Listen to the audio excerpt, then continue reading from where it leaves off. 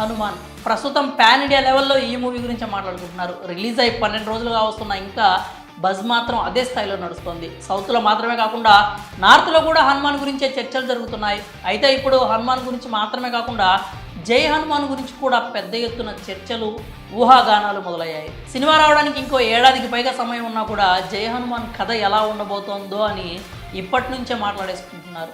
హనుమాన్ సినిమాలో కేవలం 2 చిరంజీవుల గురించి మాత్రమే చూపించారు. కానీ జై హనుమాన్లో మాత్రం మిగిలిన చిరంజీవులు కూడా వచ్చే అవకాశం లేకపోలేదు. పురాణాలు, ఇతిహాసాలను బట్టి చూస్తే మొత్తం 7 చిరంజీవులు ఉన్నారు. అయితే హనుమాన్ సినిమాకి సంబంధించి స్క్రీన్ మీద కేవలం 2 చిరంజీవులను మాత్రమే చూపించారు. హనుమాన్ మూవీలో మీకు విభీషణుడు, హనుమంతుడిని చూపించారు. ఆ ఇద్దరిని స్క్రీన్ మీద చూసినందుకే ప్రేక్షకులు పూనకాలతో ఊగిపోతున్నారు. కానీ జై హనుమాన్ మాత్రం అంతకు మించి ఉంటుందని ఇప్పటికే ప్రశాంత్ వర్మ చెప్పుకొచ్చాడు.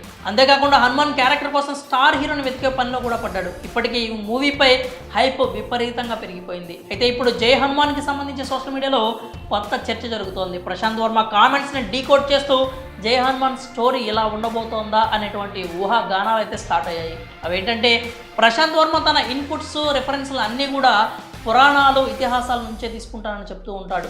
అయితే పురాణాల్లో 7 చిరంజీవులు ఉన్నారు. కానీ హనుమాన్ సినిమాలో మాత్రం కేవలం 2 మాత్రమే చూపించాడు. నిజానికి ప్రశాంత్ వర్మ సూపర్ హీరో యూనివర్స్లో మొత్తం 12 మంది సూపర్ హీరోలు ఉన్నారు.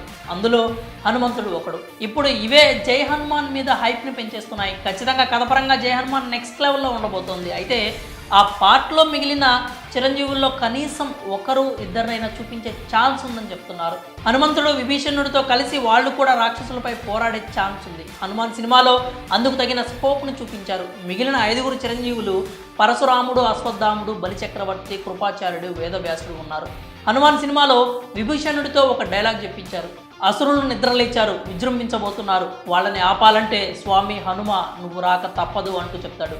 జై హనుమాన్లో ఖచ్చితంగా హనుమ పరాక్రమాన్ని కళ్ళకు కట్టినట్టు చూపించబోతున్నారు. అయితే ఆయనకు మద్దతుగా మిగిలిన చిరంజీవుల్లో ఎవరినైనా తీసుకొస్తారా అనేదే ప్రశ్న.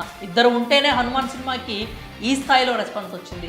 అయితే ఇంకా ఎవరైనా సూపర్ హీరోలు యాడ్ అయితే ఊహించుకుంటేనే గూస్ బంప్స్ వస్తున్నాయి. ప్రశాంత్ వర్మ ప్లానింగ్ ఏంటో తెలియాలంటే ఇంకో ఏడాది పాటు వెయిట్ చేయాల్సిందే. మరి జై హనుమాన్ సినిమాలో ఇంకా ఎవరైనా సూపర్ హీరోలు ఉంటే బాగుంటుందా? మీ అభిప్రాయాలని కామెంట్స్ రూపంలో తెలియజేయండి.